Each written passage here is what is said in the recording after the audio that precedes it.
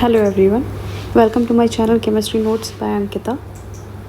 Last जो हमने lecture में डिस्कस किया था वो आपका हाइपर कॉन्जुगेशन और कुछ एसिडिटी और बेसिसिटी के कुछ एग्जांपल्स हमने देखे थे और एप्लीकेशन ऑफ जीओसी में आपको एक समरी दी थी जो हम पढ़ के आ चुके हैं उन सारे के बारे में।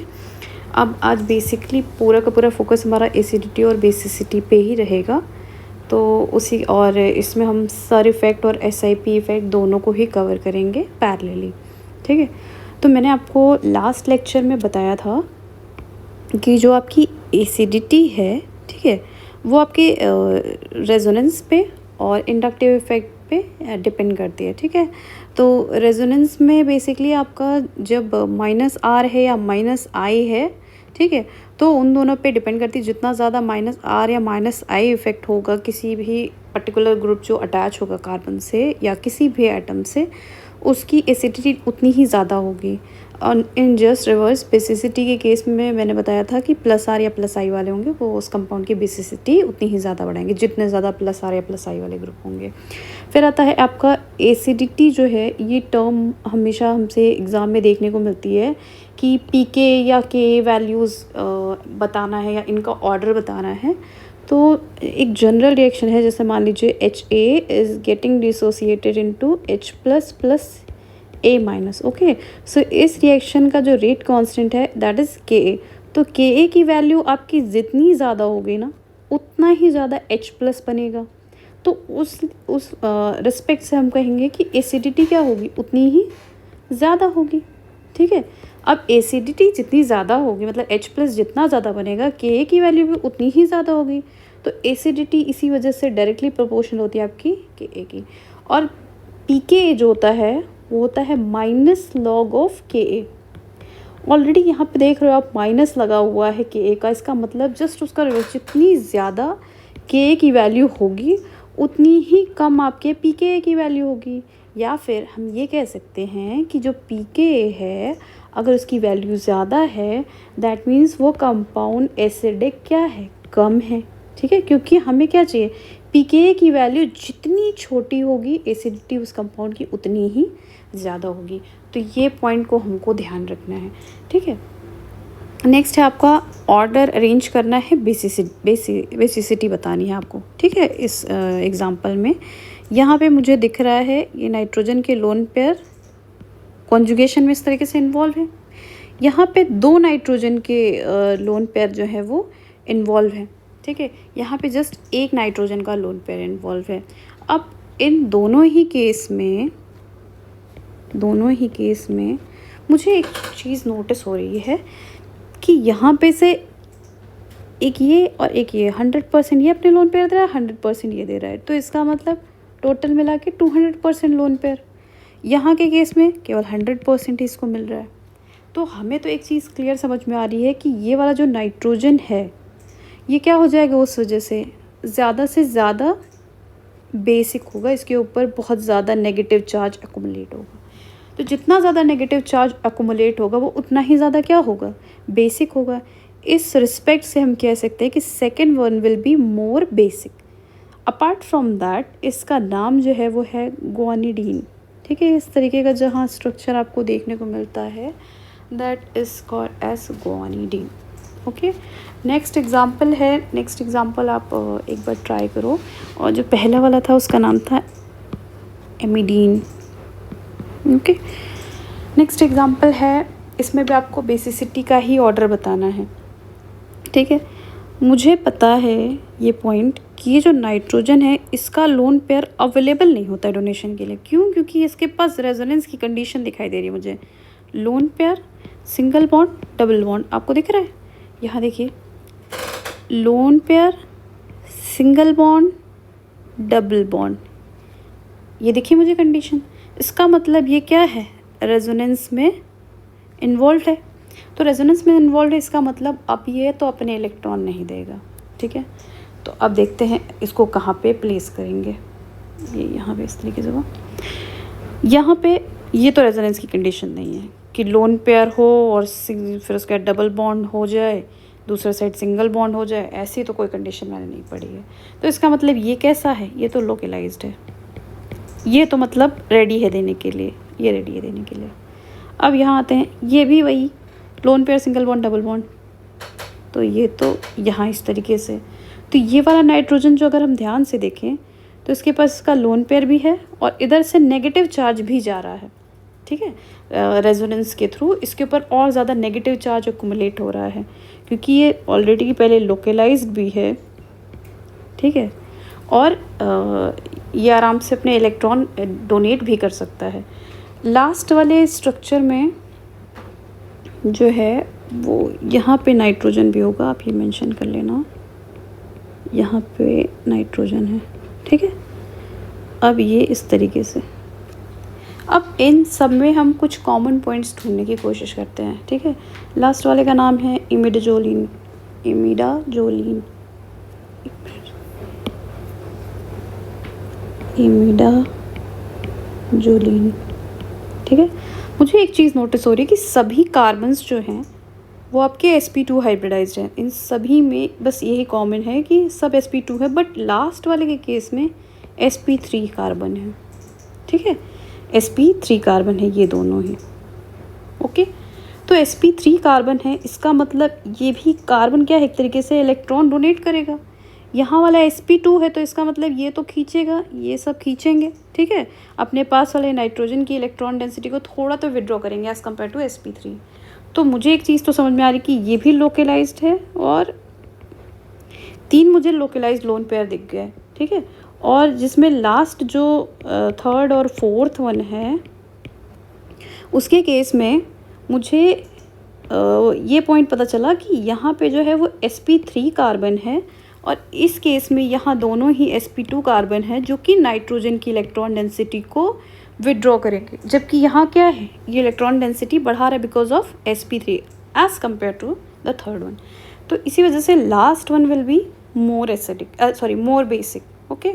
सो ये आपको ऑर्डर हो जाएगा कुछ इस तरीके से, ओके। तो थर्ड और फोर्थ में तो ये होगा।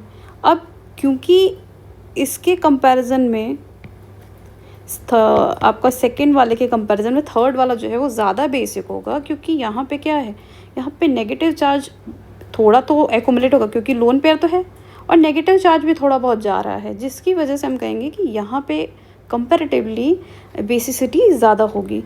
So third one will be more basic, okay. And first one सबसे कम, सबसे लीस्ट बेसिक होगा, ठीक है। तो this will be the final order, okay. अब आपका ये दिया हुआ है कंपाउंड, इसमें मुझे बेसिसिटी बतानी है।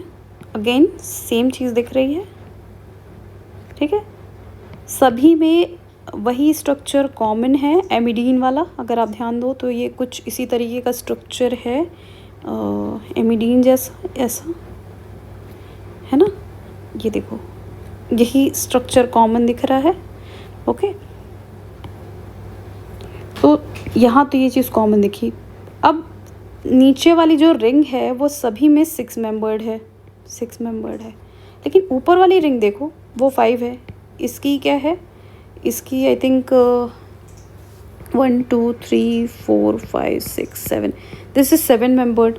1 2 3 4 5 6, दिस इज 6 मेंबर्ड, ठीक है। तो हम लिख लेते हैं ABC में, ठीक है। तो सबसे ज़्यादा तो जिसमें जितनी ज़्यादा नंबर ऑफ़ कार्बन, ठीक है, क्योंकि मैंने बताया है आपको कि बेसिसिटी जो है वो आपके जितना ज़्यादा +R या +I ग्रुप बढ़ेंगे उतनी ज़्यादा उसकी बेसिसिटी होगी। तो यहाँ नंबर ऑफ़ कार्बन्स क्या हो रहे हैं, इंक्रीज़ कर रहे हैं। इसके केस में 6 है, इसके केस में बेसिकली 5 है, इस नाइट्रोजन को छोड़ देना। इसमें 6 है, इसमें 4 है, ओके। तो उस बेसिस पे, उस बिहाफ पे हम क्या कहेंगे, सबसे ज़्यादा बेसिक तो मेरा बी वाला होगा, ओके। सबसे ज़्यादा बेसिक तो मेरा बी वाला होगा, उसके बाद मेरा सी वाला होगा और सबसे लास्ट में आएगा ए वाला, okay. This will be the order of basicity. Last example में यहाँ पे मुझे दिख रहा है कि ये नाइट्रोजन के लोन पेयर लोकलाइज्ड है, ओके। ये तो लोकलाइज्ड है, ये भी लोकलाइज्ड है। अब दोनों में डिफरेंस क्या है, डिफरेंस मुझे यहाँ दिख रहा है, ये ऑक्सीजन है, यहाँ पे ये कार्बन है, ओके। तो ऑक्सीजन क्या करेगा, ऑक्सीजन तो -I से, क्योंकि इलेक्ट्रोनेगेटिव एटम को हम डायरेक्टली कहते हैं कि -I इफ़ेक्ट लगाते हैं, इंडक्टिव इफ़ेक्ट के उस पे देखते हैं पार्ट पे। तो ऑक्सीजन क्या करेगा, ऑक्सीजन तो इलेक्ट्रॉन पुल करेगा अपनी तरफ, तो ये नाइट्रोजन की इलेक्ट्रॉन डेंसिटी को क्या करेगा, थोड़ा अपनी तरफ पुल करेगा, है ना। तो जब पुल करेगा तो इसका मतलब ये नाइट्रोजन के लोन पर थोड़े से कम अवेलेबल हो जाएंगे, इसकी इलेक्ट्रॉन डेंसिटी को थोड़ा डिक्रीज़ करेगा। तो इसी वजह से first involve will be more basic as compare to the second one. Next है एसिडिटी ऑफ बेंजोइक एसिड। ठीक है, अभी तक तो हमने सब कॉमन ऐसे देखा, अब पर्टिकुलर थोड़ा बेंजोइक एसिड पे फोकस करते हैं। तो जब भी कार्बोक्सिलिक ग्रुप जो है वो आपके प्रेजेंट होते हैं, ठीक है, किसी भी कंपाउंड में, तो उसकी डिटेक्शन के लिए ना एक टेस्ट करते हैं। ठीक है, कार्बोक्सिलिक ग्रुप प्रेजेंट है नहीं, तो उसके केस में क्या करते हैं, आप उसका कार्बोक्सिलिक एसिड जो भी आपका है, जिसका आपको डिटेक्ट करना है कि उसमें है या नहीं है, आपको मान लो लैब में टेस्टिंग के लिए दिया है, तो उसके लिए आप सोडियम बाइकार्बोनेट यूज़ करते हो। अगर सोडियम बाइकार्बोनेट डालने पे उस पर एफरवेसेंस आए, ठीक है, एफरवेसेंस आए, तो उस केस में तो आप कहते हो कि हाँ ठीक है, आपका CO2 गैस रिलीज हुई। सिंपली जैसे आप हल्का कान के पास अपने लगा के सुनोगे टेस्ट ट्यूब को, तो आपको एक बुदबुदाहट सी आवाज़ आएगी। ठीक है, मतलब ऐसा लगेगा कि कुछ ना कुछ तो है जो गैस निकल रही है। जस्ट आप अपना सोडा बॉटल जब खोलते हो तो आवाज़ आती ना, सेम काइंड ऑफ वैसी ही रहेगी। तो वहाँ पे CO2 के एफेरोसेंस की वजह से जो है वो बेसिकली हमें पता चलता है कि वहाँ पे आपका कार्बोक्सिलिक ग्रुप प्रेजेंट है। ठीक है, तो this is the detection test. अब अगर आप मान लो आपको फिनॉल दिया गया है और कार्बोक्सिलिक एसिड दिया गया, तो फिनॉल के केस में जब सोडियम बाइकार्बोनेट डालोगे तो there will be no reaction, because this is particularly for carboxylic acid. Carboxylic acid के लिए बेसिकली बेंजोइक एसिड के pK वैल्यू आपकी होती है 4.2, जबकि फिनॉल के केस में आपको दिख रहा होगा 9.2। दैट मीन्स इससे सिंपली हम यहाँ से विड्रॉ कर सकते हैं ये आंसर कि आपका benzoic acid is more acidic. और सेकेंड पार्ट ये भी आपको यहाँ से बता रहा है कि सोडियम बाइकार्बोनेट से ये रिएक्शन तो दे रहा है, but this one is not giving any reaction. Next है पिक्रिक एसिड से। लेकिन यहाँ पे एक पॉइंट आता है कि जब आप फिनॉल के केस में जब आप सोडियम बाइकार्बोनेट से रिएक्शन कराते हो, लेकिन कब, जब उस पर तीन nitro group electron withdrawing group attach है, उस केस में ये रिएक्शन दे देता है। ठीक है, ये रिएक्शन दे देता है और ये कंपाउंड बनाता है आपका। ओके, तो यहाँ पे भी एफरवेसेंस निकलती है।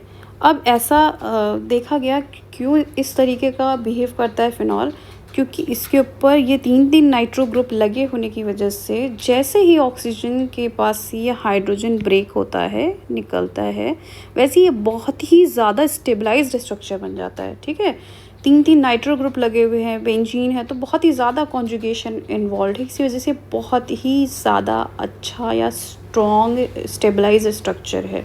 ठीक है, और वीक बेस है आपका। और इसका जब pK डिटरमाइन किया गया तो दैट वाज 1.02। अभी हमने देखा कि pK जो होता है वो बेंजोइक एसिड के केस में आपका 4.2 था। ठीक है, जबकि पिक्रिक एसिड के केस में हमने देखा कि जो बेसिकली आपका वैल्यू है दैट इज़ 1.02। ठीक है, दैट इज़ 1.02।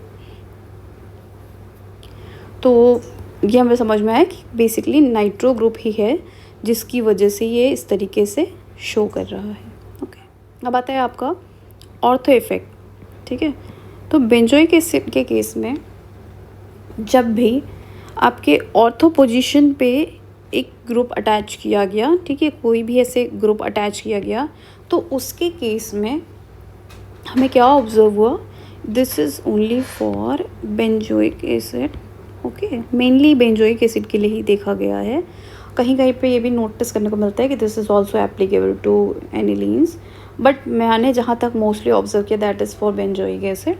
ओके, तो जब भी आपके बेंजोइक एसिड के ऑर्थो पोजीशन पे कोई भी ग्रुप अटैच है, that can be electron donating and that can be also electron withdrawing group.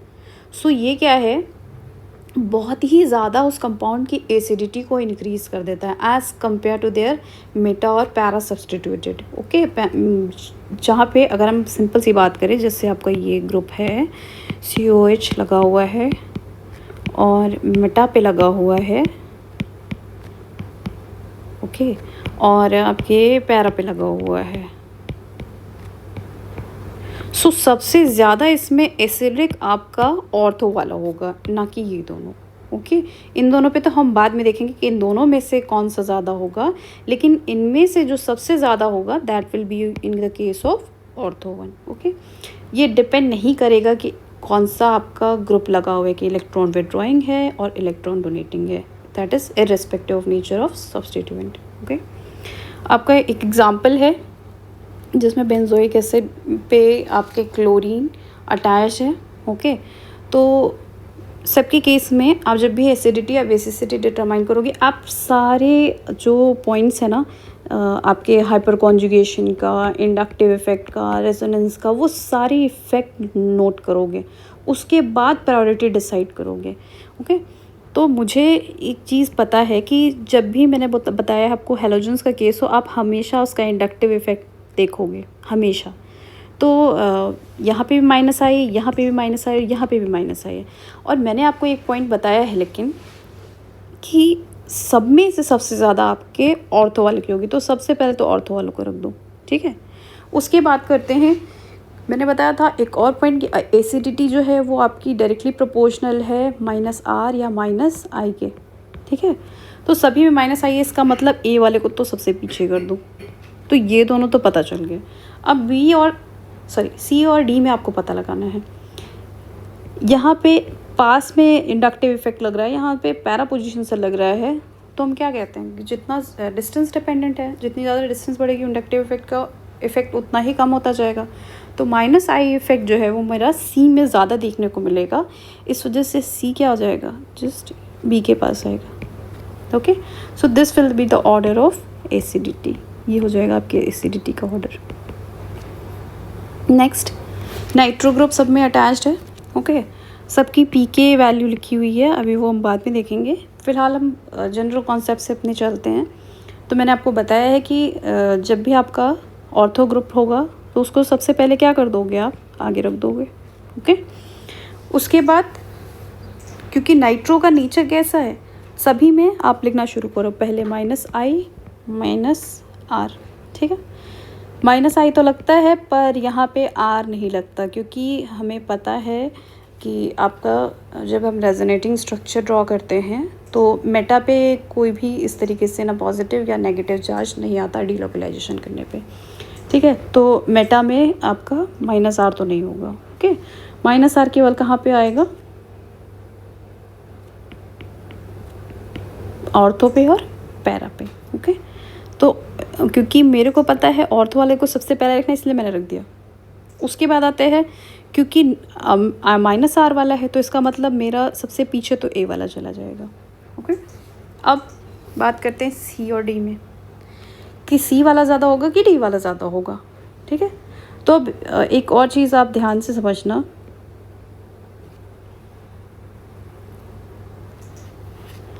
कि पी के वैल्यू जो है वो 3.45 है इसके लिए, जबकि इसके लिए 3.43 है, ठीक है। तो ये क्या कर रहा है, अपने -I से या -R इफ़ेक्ट क्या है, हमेशा डोमिनेट करता है ओवर -I। तो इसके -I से तो हमें कुछ लेना देना नहीं, क्योंकि सब में -I कॉमन है, ठीक है। और अगर आप सी और डी में देखो, मुझे सी और डी का ही बताना है, तो सी और डी में -I को तो काट दो, दोनों में बराबर है, मतलब दोनों में कॉमन है। लेकिन इसमें R इफ़ेक्ट नहीं है, इसमें R इफ़ेक्ट है, तो इस वजह से मैं क्या करूँगी, डी वाले को पहले रख दूँगी, फिर उसके बाद आएगा आपका सी वाला, ठीक है। तो this will be the order. इसमें मुझे बताना है कि which one will be more acidic. Okay, again ortho वाले को सबसे आगे कर दिया। अब सी बाकी सब में हम क्या लगा लेते हैं, ऑर्डर देख लेते हैं, हाइपर कॉन्जुगेशन, इंडक्टिव और रेजोनेंस का, ठीक है। तो मेटा पे तो रेजोनेंस नहीं लगेगा, केवल -I लगेगा। पैरा पे आपके -I तो है, प्लस साथ में +R है, ठीक है। ऑक्सीजन क्या करता है, अपना लोन पे ट्रांसफ़र करता है, ठीक है। यहाँ पे क्योंकि हमें ऑर्थो इफेक्ट की वजह से सबसे पहले उसको रखना है तो वो रख दिया। अब बात करते हैं सी और आपका ए में, ठीक है, क्योंकि सभी में बी, ए और सी और डी में, ठीक है। यहाँ पे मुझे दिख रहा है कि इलेक्ट्रॉन डोनेटिंग टेंडेंसी है आपके ऑक्सीजन की, लेकिन साथ साथ में माइनस आई इफेक्ट भी तो है, ठीक है, माइनस आई इफेक्ट भी तो है। और ये इलेक्ट्रॉन डेंसिटी क्या कर रहा है, बढ़ा रहा है, कार्बोक्सिल की तरफ और ट्रांसफ़र कर रहा है, जबकि इस वाले केस में यहाँ पे हाइड्रोजन ही है, ठीक है। तो ये तो इसमें तो कुछ भी नहीं हो रहा। अब सी वाले पे चलते हैं। यहाँ पे मुझे माइनस आई ही देखने को मिल रहा है, यहाँ पे कुछ ऐसा ग्रुप नहीं है, हाइड्रोजन ही है। तो इसका मतलब सी वाले को क्या करना पड़ेगा, बी के पास में रखना पड़ेगा। तो बी सबसे ज़्यादा, उसके बाद सी, फिर उसके बाद आपका आएगा ए और लास्ट में आएगा आपका डी। डी क्यों लास्ट में आया, क्योंकि मैंने क्या बताया कि ये प्लस आर से दे रहा है, जबकि ए वाले केस में ऐसा कोई भी ग्रुप नहीं अटैच है, ठीक है। आई होप आपको ये बिल्कुल अच्छे से समझ में आया होगा, ठीक है। नेक्स्ट है, इन दोनों में ही ऑर्थो ग्रुप जो है वो लगा है। अब इन दोनों में हम किसका ज़्यादा बताएंगे, तो एक बात और यहीं पे, acidity is directly proportional to minus R और माइनस आई। किसका माइनस आर ज़्यादा है या माइनस आई ज़्यादा है, मुझे पता है कि नाइट्रो ग्रुप जो होता है माइनस आर ग्रुप होता है, माइनस आई ग्रुप होता है, जबकि मेथाइल क्या होता है, प्लस आई ग्रुप और हाइपर कॉन्जुगेशन वाला, ठीक है। तो मुझे वो वाला ढूंढना है जिसमें ये दोनों हो, तो ये वाला ज़्यादा आपका एसिडिक होगा, ओके। तो this will be the order. Last, इसमें हमें बताना है कि कौन सा ज़्यादा होगा। तो सभी में पहले वो पॉइंट लिख लेते हैं। यहाँ पे माइनस आई, माइनस आर, यहाँ पे केवल माइनस आई मिटा है, यहाँ पे माइनस आई माइनस आर, यहाँ पे माइनस आई भी है, माइनस आर भी है ना, और माइनस आर 3 है, ठीक है, माइनस आई 3 है। इसका मतलब सबसे ज़्यादा तो एसिडिक, भयंकर वाला एसिडिक कौन सा होगा, 5th वन। तो मैं क्या करूँगी, सबसे पहले तो 5th वाले को रख दूँगी, ओके। उसके बाद आते हैं, सेकेंड वाला ज़्यादा होगा कि 4th वाला ज़्यादा होगा। तो इंडक्टिव इफेक्ट, अब क्योंकि दोनों में ही आर जो है वो क्या है, कॉमन है, ठीक है, सेकेंड वाले में और 4th वाले में। तो इस वजह से मैं ये वाला थोड़ी देर के लिए ड्रॉप करती हूँ। अब इंडक्टिव इफेक्ट पे आओ। इंडक्टिव इफेक्ट मुझे पता है कि इसका आपके केस में, जब ऑर्थो वाला है उसके केस में ज़्यादा होता है as compare to this one. तो 5 के पहले क्या आ जाएगा, सिंपली आपका 5 के बाद आपका आएगा सेकेंड वन वाला, ठीक है। उसके बाद आएगा आपका 4th वन, ठीक है, क्योंकि वो माइनस आर से कर रहा है। तो पहले लिख लेते हैं क्लियर ऑर्डर, सेकेंड, उसके बाद 4th, उसके बाद अब आते हैं 3rd और 1st में। तो 3rd वाले के केस में एटलीस्ट क्या है, यहाँ पे कोई भी ग्रुप नहीं है, हाइड्रोजन है, यहाँ पे नाइट्रो ग्रुप है, एटलीस्ट माइनस आई तो है। तो इसी वजह से 3rd वाला क्या आ जाएगा, 3rd वाला पहले आएगा 1st के। So this will be the acidity order, okay, acidic order हो इस ऑर्डर, ठीक है। एक और चीज़, अगर आपसे पूछे कि के ऑर्डर तो ठीक है, लेकिन अगर आपसे पीके ऑर्डर पूछ ले, पीके ऑर्डर, तो क्या करोगे, जस्ट इसका रिवर्स लगा दोगे, 1 3 4 2 5, ये हो जाएगा आपके पीके का ऑर्डर, ओके। अब आते हैं बेसिसिटी पे। सो बेसिसिटी जो है वो आपकी डिपेंड करती है कि जब भी आपकी केबी की वैल्यू जितनी ज़्यादा होगी, ठीक है, उतना ही अच्छा वो बेस होगा, या पीकेबी की वैल्यू जितनी कम होगी उतना ही अच्छा वो बेस होगा। अब बेसिसिटी के केस में ना हमें पीकेबी वाला टर्म जो है वो थोड़ा कम देखने को मिलता है, ज़्यादा जो है वो ये पीके वाला टर्म देखने को मिलता है। मतलब पीके की वैल्यू जितनी ज़्यादा होगी वो उतना अच्छा बेस होगा। बेसिसिटी बढ़ाने के लिए हम जितना ज़्यादा इलेक्ट्रॉन डोनेटिंग ग्रुप अटैच करेंगे उस कंपाउंड की बेसिसिटी उतनी ही ज़्यादा होगी। अगर इलेक्ट्रॉन विदड्रॉइंग ग्रुप अटैच करेंगे तो बेसिसिटी भी क्या है आपकी डिक्रीज़ कर जाएगी। तो यहाँ एग्जांपल से आप थोड़ा सा यहाँ समझ सकते हो कि जब मैंने इलेक्ट्रॉन डोनेटिंग ग्रुप अटैच किया है उस केस में उसकी बेसिसिटी बहुत ज़्यादा इंक्रीज़ कर गई है, जबकि इलेक्ट्रॉन विड्रॉइंग के केस में आपका जो नॉर्मल कंपाउंड था उससे भी कम उसकी बेसिसिटी हो गई है। ठीक है, ऐसा क्यों? क्योंकि नाइट्रोजन का जो लोन पेयर है वो अब इसके साथ कॉन्जुगेशन में इन्वॉल्व हो गया। ठीक है, इसके इलेक्ट्रॉन को पुल कर रहा है इलेक्ट्रॉन विड्रॉइंग ग्रुप, जबकि इलेक्ट्रॉन डोनेटिंग ग्रुप क्या कर रहा है? इलेक्ट्रॉन डेंसिटी को और बढ़ा रहा है नाइट्रोजन के ऊपर। तो नेक्स्ट एक एग्जाम्पल है जिसमें आपको बताना है कि बेसिसिटी किसकी ज़्यादा होगी। तो सभी के केस में मुझे एक चीज़ जो कॉमन दिख रही है दैट इज़ नाइट्रो। यहाँ पे तो ये तो सिंपल हमारा पेरेंट कंपाउंड है। तो नाइट्रो ग्रुप जो है वो मुझे कहाँ देखना है? केवल ऑर्थो और पैरा पे, क्योंकि वहाँ पे ही हमको रेजोनेंस इफेक्ट दिखता है, बाकी तो इंडक्टिव इफेक्ट है। तो सब जगह तो -I हो गया, -I -I -I। अब -R वाला इफेक्ट कहाँ होगा? केवल ऑर्थो और पैरा पे। ठीक है, यहाँ पे कोई -R वाला इफेक्ट नहीं होगा। तो नाइट्रोजन की इलेक्ट्रॉन डेंसिटी जो विड्रॉ करेगा वो सबसे पास से विड्रॉ करेगा, है ना, -I से। तो सभी के केस में -I लगने की वजह से तो पेरेंट कंपाउंड से तो ये डेफिनेटली -I या -R लगने से पेरेंट कंपाउंड से डेफिनेटली इसकी बेसिसिटी तो कम हो गई।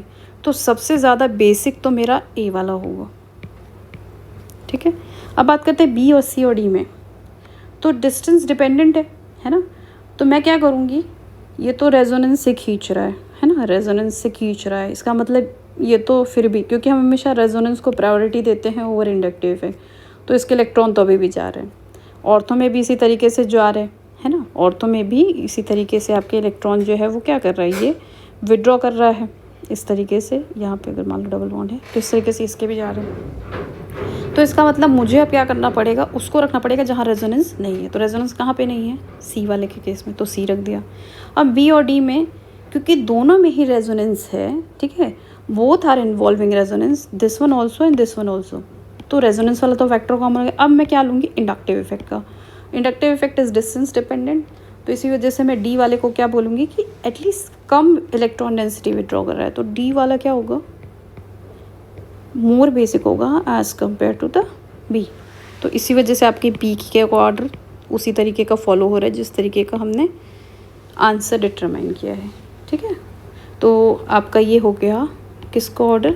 PK का ऑर्डर हो गया या बेसिसिटी का ऑर्डर हो गया। ओके, नेक्स्ट है, इस कंपाउंड के लिए आपको बताना है कि ऑर्डर क्या होगा? CD। ठीक है, OH हो चाहे OCH3 हो, these are your electron donating group. Okay, मतलब +R देते हैं आपका बेसिकली। तो पहले हम मेंशन कर लेते हैं कि ये तो +R दे दिया, ये भी यहाँ पे भी +R हो गया। ठीक है, बाकी -I -I। ओके, तो पेरेंट वाला और आपका जो ये नॉर्मल है। ठीक है, तो पेरेंट वाले के कंपैरिजन में जब आपके इलेक्ट्रॉन डेंसिटी है वो एटलीस्ट OH रेजोनेंस से तो बढ़ा रहा है ना, OH रेजोनेंस की वजह से बढ़ा रहा है, क्योंकि वहाँ पे क्या है? +R ग्रुप है। तो +R होने की वजह से इस पे इलेक्ट्रॉन डेंसिटी तो आ रही है। तो इलेक्ट्रॉन डेंसिटी आने की वजह से मैं क्या बोलूँगी? और दूसरी चीज़ जो है, इसके पास ये थोड़ा सा क्लोज प्रॉक्सिमिटी में है, तो मैं कोशिश करूँगी एटलीस्ट रेजोनेंस तो आए बट थोड़ा दूर से आए। तो दूर से आने के लिए मैं क्या करूँगी? पैरा को सबसे आगे कर दूँगी। तो इस वजह से D वाला तो आ जाएगा सबसे आगे बेसिसिटी में। उसके बाद मैं कहाँ किसको प्लेस कर दूँगी? चलो ठीक है, B वाले को कर दूँगी, क्योंकि एटलीस्ट कुछ नहीं तो वो क्या कर रहा है? वो इलेक्ट्रॉन डेंसिटी बढ़ा तो रहा है as compare to this one, क्योंकि यहाँ हाइड्रोजन है। बट आप देखोगे PK के वैल्यू में भी ज़्यादा बहुत डिफरेंस नहीं है, 4.72 एंड 4.62। ओके, बट कंपैरेटिवली थोड़ा तो है। तो ये हो जाएगा आपका order, last one will B C। अब इस वाले में बताना है आपको बेसिसिटी का ऑर्डर। सभी के पास सबके लोन पेयर प्रेजेंट है। ठीक है, अब यहाँ पे हाइड्रोजन है, यहाँ पे CH3 है, यहाँ पे 2 CH3 है और एक फिनाइल ग्रुप है, ठीक है। कॉमन सब में फिनाइल ग्रुप है तो उसको छोड़ देते हैं। बाकी क्या है, इसमें तो दोनों हाइड्रोजन है, एक हाइड्रोजन को हटा के एक मिथाइल लगा दिया गया और इसमें दोनों मिथाइल लगा दिया गया। मुझे पता है कि मिथाइल क्या करता है, प्लस आर शो करता है, प्लस आर इफेक्ट शो करता है। इस वजह से इलेक्ट्रॉन डेंसिटी नाइट्रोजन के ऊपर क्या करेगा, बढ़ाएगा। जितना ज़्यादा बढ़ाएगा उतनी आसानी से क्या करेगा, H+ को कैप्चर करेगा, मतलब अपना बेसिक नेचर शो करेगा। तो सबसे ज़्यादा आपका बेसिक कौन सा हो जाएगा, C। उसके बाद कौन सा बेसिक होगा आपका, B, क्योंकि इसके पास एटलीस्ट एक तो है मिथाइल ग्रुप, यहाँ पे 2 मिथाइल ग्रुप है। और लास्ट वन विल बी। अब आते हैं सर इफेक्ट पे, स्टेरिक इनहिबिशन ऑफ रेजोनेंस। नाम से ही मुझे समझ में आ रहा है, नाम से ही हम आराम से समझ सकते हैं कि स्टेरिक, ठीक है, मतलब हिंड्रेंस, बेसिकली क्राउडिंग हो रही है, ठीक है, क्राउडिंग हो रही है। इनहिबिशन मतलब रुकना, ठीक है, रुकना। रेजोनेंस का रुकना, ठीक है, रेजोनेंस स्टॉप होना, रेजोनेंस स्टॉप हो जाएगा, ठीक है। ये फिनोमेना जो है वो मोस्टली बेसिसिटी के केस में देखा गया है। और आप अच्छे से समझने की कोशिश करना कि अगर मैंने कुछ ऐसा कर दिया जिसकी वजह से जो नाइट्रोजन के लोन पेयर हैं वो जो रिंग के अंदर जा रहे थे, वो मैं ऐसा कुछ कर दूं कि वो जाना बंद हो जाए, ठीक है। ऐसा कब होगा, वो तब होगा जब वहाँ पे सर इफेक्ट लगेगा। तो देखते हैं सर इफेक्ट कैसे लगता है। ये डेफिनेटली आपकी बेसिसिटी को इस तरीके से इंक्रीज़ कर देगा, क्योंकि लोन पेयर अब क्या कर रहे हैं, ये स्ट्रक्चर था अगर आपका, ठीक है, तो इसके लोन पेयर अगर अंदर नहीं जा रहे हैं, ठीक है, तो अवेलेबल हो गया ईजिली। तो अगर मैं आपको थ्रू स्ट्रक्चर समझाऊं, यहाँ पे समझना, जैसे ये नाइट्रोजन है, हाइड्रोजन, ठीक है, तो इसका जो आपका p ऑर्बिटल है और ये जो नाइट्रोजन के लोन पेयर हैं, ठीक है, दैट आर इन कॉन्जुगेशन, ठीक है, ये नाइट्रोजन के lone pair that are in conjugation with p orbital of this phenyl ring, ठीक है, कॉन्जुगेशन में इन्वॉल्व है। इसी वजह से ये क्या कर रहा है, इसके नाइट्रोजन के जो लोन पेयर है लेस अवेलेबल है। अगर कुछ ऐसा हो जाए कि ये जो नाइट्रोजन के लोन पेयर हैं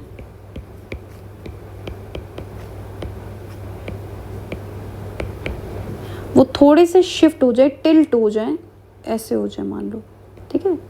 ये तो थोड़ी कम टिल्टिंग कर दी मैंने, जस्ट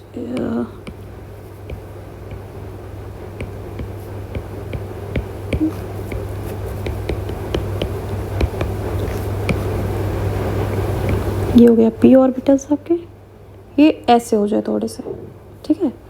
तो अब क्या है, हल्का से ये नाइट्रोजन का लोन पेयर जो है वो टिल्ट हो गया, इस p ऑर्बिटल के साथ कॉन्जुगेशन में अब नहीं आ रहा है जो कि पहले आ रहा था। तो अब क्या हो गया, इस नाइट्रोजन के लोन पेयर आराम से अवेलेबल हो गए H+ को क्या करने के लिए, कैप्चर करने के लिए। और जब रेजोनेंस था, मतलब जब स्टेरिक इनहिबिशन नहीं था, उस केस में नाइट्रोजन के जो लोन पेयर थे वो अवेलेबल थे आपके, ठीक है, इस p ऑर्बिटल के साथ कॉन्जुगेशन में, जो कि अब क्या हो गया, डिस्टर्ब हो गए। अब देखते हैं कैसे डिस्टर्ब होते हैं ये।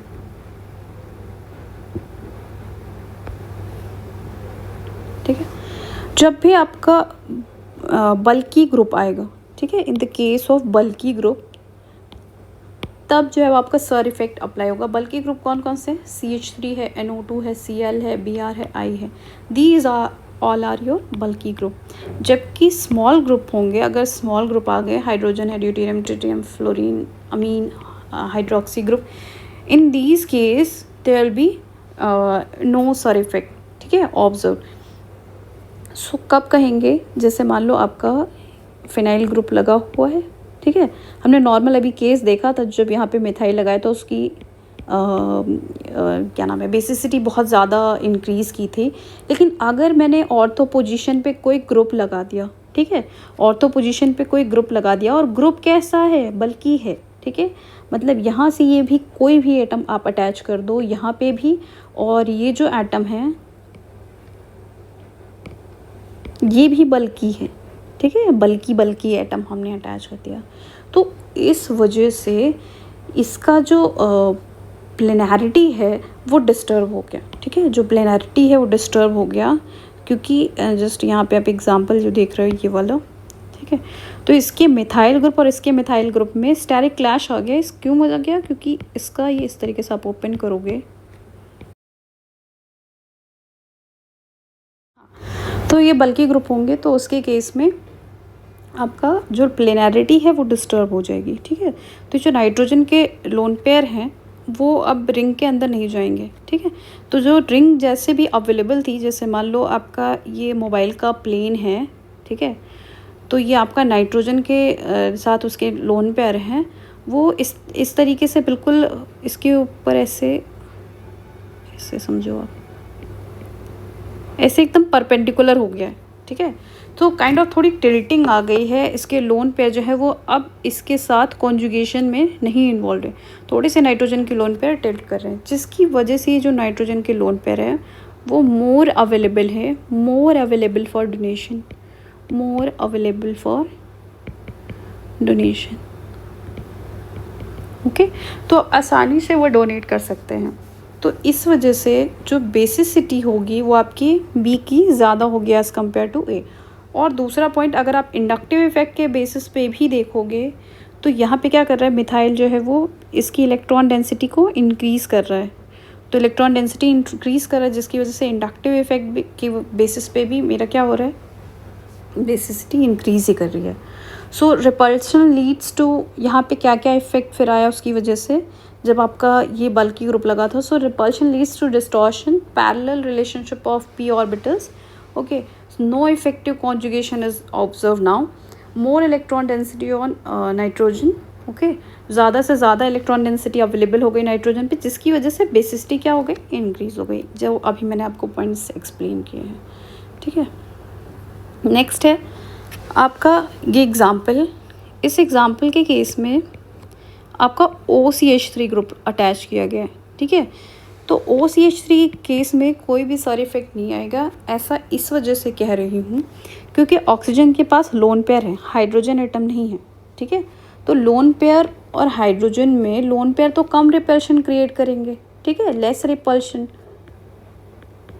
तो वो इस तरीके से अपने आप को अरेंज कर सकते हैं इन मिथाइल के रिस्पेक्ट में, ताकि रिपल्शन कम से कम आए, ठीक है। उस मिथाइल को उस जगह पे प्लेस करेंगे जिससे रिपल्शन नहीं आए, इसलिए यहाँ पे कोई भी सर इफेक्ट ऑब्जर्व नहीं होगा जब OCH3 का केस है। और मैंने बताया आपको कि कहाँ कहाँ पे, जब CH3 हो, NO2 हो, Cl हो, Br हो, I हो, यहाँ पे आप चाहो तो OCH3 भी ऐड कर लेना, ओके।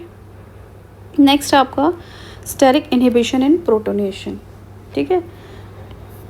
तो अभी मुझे लगता है आपको ये पॉइंट तो समझ में आ गया होगा कि सर इफेक्ट कब लगेगा।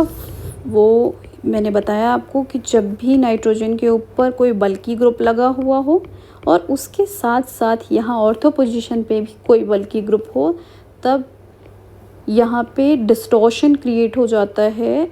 ये जो प्लेन है, बेसिकली रिंग का प्लेन है, वो नाइट्रोजन के लोन पेयर के साथ पैरेलल नहीं रह जाता, जिसकी वजह से नाइट्रोजन के लोन पेयर्स ज़्यादा अवेलेबल हो पाते हैं।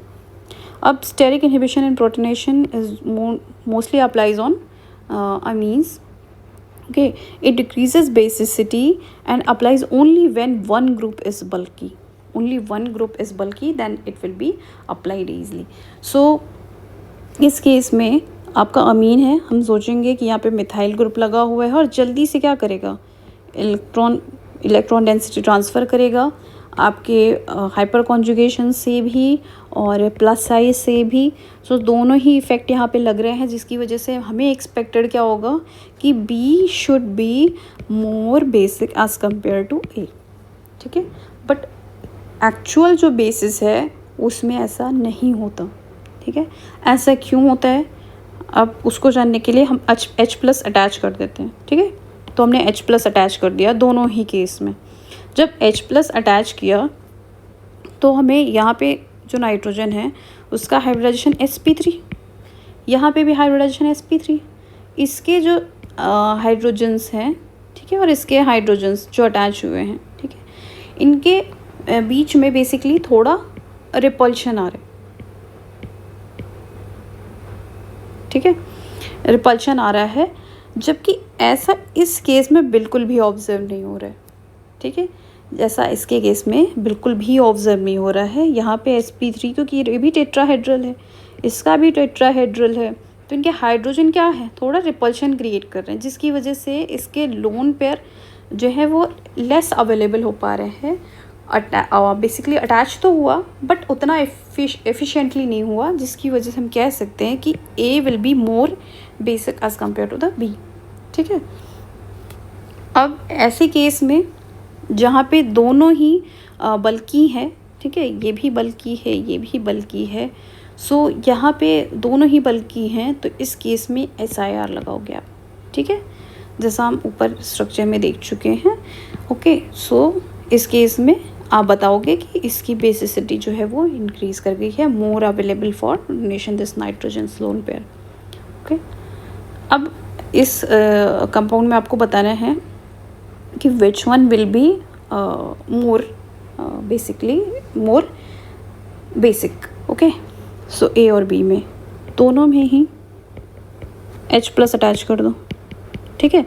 अब H+ अगर आप अटैच कर दोगे दोनों में, ओके, तो दोनों ही जगह मैंने हाइड्रोजन अटैच कर दिया, मतलब प्रोटॉन जो है वो अटैच कर दिया। तो अब एक बात यहाँ से समझ में आई कि ये जहाँ पे एंगल है वो तो ये चाहता है sp3 हो जाए, ये भी sp3 हो गया है ना, दोनों ही sp3 हो गया। अब यहाँ पे जो मिथाइल है और यहाँ मिथाइल है, यहाँ पे है, यहाँ पे है, तो मुझे एक साइड के लिए अगर आप ध्यान दो, अगर इधर ये वाला स्ट्रक्चर ध्यान दो, तो ये तो कॉमन हो गया, ठीक है, ये तो कॉमन हो गया। यहाँ पे है हाइड्रोजन, यहाँ पे है मिथाइल, है ना, तो इस केस में मैं कह सकती हूँ आसानी से कि मिथाइल की वजह से स्टेरिक क्राउडिंग और ज़्यादा इंक्रीज़ कर गई। ऐसा नहीं है कि इस मिथाइल की वजह से नहीं हुई होगी, यहाँ पे भी डेफिनेटली रही होगी, but this one is creating more. Okay, तो यहाँ पे H+ जब अटैच हुआ तो वो चाहता तो है कि काफ़ी टाइम तक रहे, बट इसकी मिथाइल के और मिथाइल के दोनों मिथाइल के हाइड्रोजन्स जो है वो काफ़ी ज़्यादा क्राउडिंग क्रिएट कर रहे हैं, जिसकी वजह से आपका प्रोटॉन जो है वो अटैच कम हो पाएगा, जिसकी वजह से हम कह सकते हैं कि बेसिसिटी बी वाले की कम होगी एज़ कम्पेयर टू ए, ठीक है, in simple terms.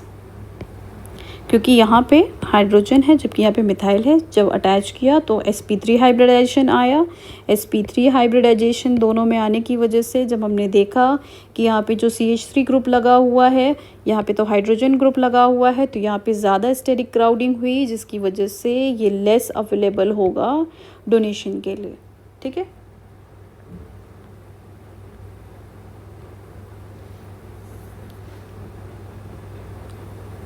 Okay, so ये एग्ज़ाम्पल है, जस्ट एक रैंडम एग्ज़ाम्पल है, जो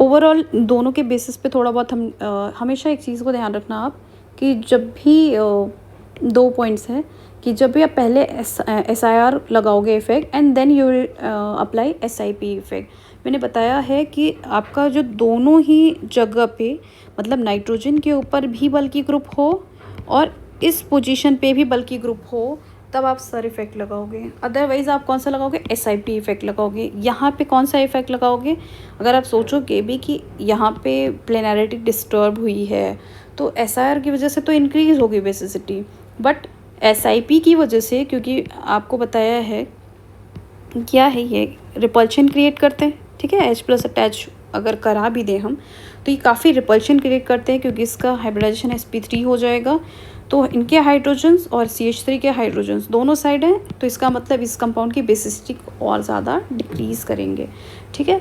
तो यहाँ पे हम SIR इफ़ेक्ट तो नहीं लगाएंगे, ठीक है, ये चीज़ आप ध्यान रखना। अगर आपके दिमाग में आ भी जाए तो SIR इफ़ेक्ट जब लगाओगे उसके बाद SIP इफ़ेक्ट देखने की कोशिश करना, क्योंकि नाइट्रोजन पे बल्कि ग्रुप नहीं अटैच है, नाइट्रोजन पे बल्कि ग्रुप नहीं अटैच है, इसलिए हम यहाँ पे SIR इफ़ेक्ट नहीं अप्लाई करेंगे। चाहो तो आप ये हटा दो, otherwise it will create unnecessary confusion. Next है प्रोटॉन स्पॉन्ज।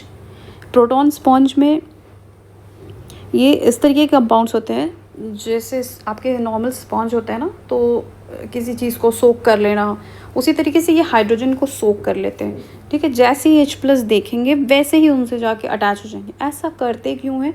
क्योंकि इनके जो लोन पेयर है ना, इनके लोन पेयर के बीच में बहुत ही ज़्यादा रिपल्शन होता है। ठीक है, इनकी मजबूरी है कि इनको ऐसे रहना पड़ रहा है, पर जैसे ही H+ आके अटैच हो जाता है वैसे ही यहाँ पे 2 पॉइंट्स है कि पहला तो ये जो रिपल्शन था वो ख़त्म हो गया, और दूसरा हाइड्रोजन बॉन्डिंग एडिशनली वो भी देखने को मिली। इस वजह से ये फेवरेबल है। ठीक है, बहुत ही ज़्यादा बेसिक नेचर शो करते हैं, हाईली बेसिक होते हैं नेचर में। नेक्स्ट है इन दोनों में, तो आपको बताना है विच one will be more basic. ठीक है, मोर basic, which one will be more basic.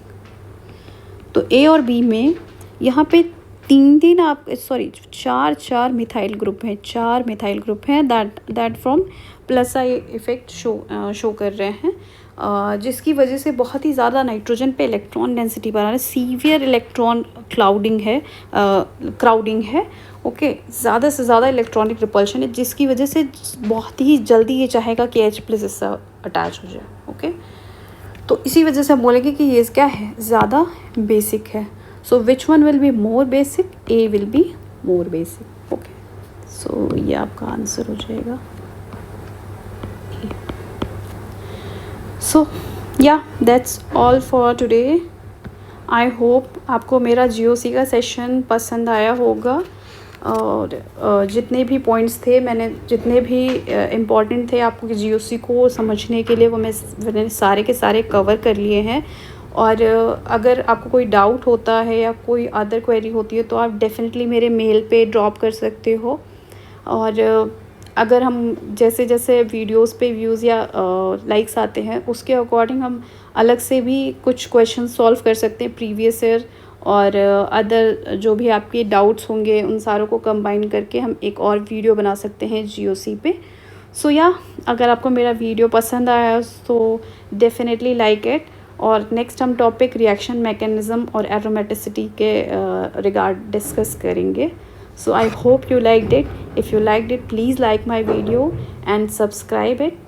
Subscribe for my channel. Thank you so much for watching, and thank you so much for giving me such a valuable time. Thank you.